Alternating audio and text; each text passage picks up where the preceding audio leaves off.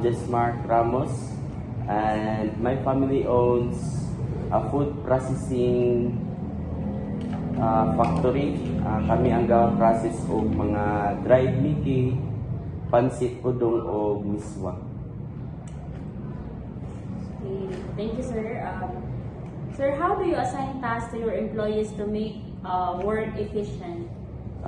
Sa amuang gina-assign namo ang amuang katong mga veterano namo is sila ang gahandle sa mga machine, bali sila ang mga machine operators. Then ang katong mga bag-o pa namo nga tao kanang mga kaning mga rookie namo is sila ang gahulma kay mo may nakasayon pud nga task. So number 2, sir, is how do you motivate your employee and maintain good teamwork? Ang amua lang is if ever nga mag-improve ang amuang mga employee sa amo sila gina-motivate by increasing sa ilang sweldo. Like pag sila ang magmasa karon nga adlaw is nasa like plus 30 silang inadlawan. Kung sila po ang maglapwa sa miti karon nga adlaw is nagyapon sila plus 30 yapon sa ilang inadlawan. What rules or procedures do employees follow? How do you handle the problems or unexpected situation in the business? Once nga naay mga mga unexpected nga mga problema nga mahitabo sa mo is number 1 gyud is kalma lang gyud ni assess the situation. Kung unsay angay nga buhaton is mao din pa mong dapat buhaton. Then dili pud mi ga blame o sa muang mga trabahante kay man once mong gud mag-blame ka is nahiubos din diretso. Ang amuan lang ginaingon sila is na normal na makinaman na madaot yun sa madugay nga na. Thank you, sir. Sir, what management practice has helped your business succeed? Sa amua is amo ang ginagamit ang method nga Kaizen.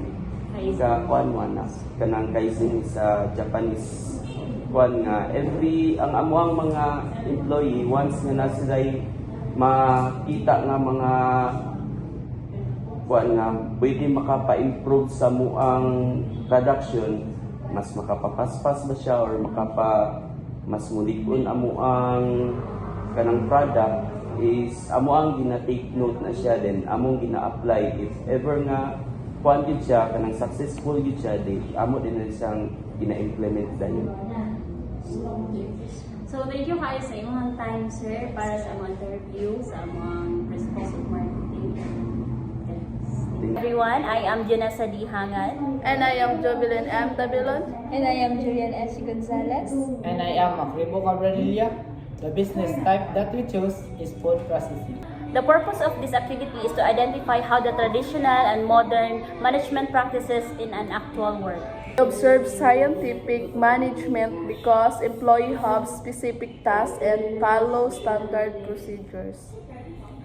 Observe human relation because the owner values communication, teamwork, and employee motivation. The management practices in a food processing business demonstrate the evolution of management from traditional to modern approaches. Traditionally, management focused on a strict supervision, division of labor, and maintaining efficiency in production. Workers were assigned specific tasks and manager closely monitored their performance to ensure the product worked, processed, and accurately on time. Our reflection is that management in food processing businesses has greatly changed over time. Before, managers mainly focused on supervising workers and increasing productivity. Today, management also values teamwork, technology, employee development, and customer satisfaction. This shows that businesses must adapt to modern practices to remain efficient, competitive, and successful.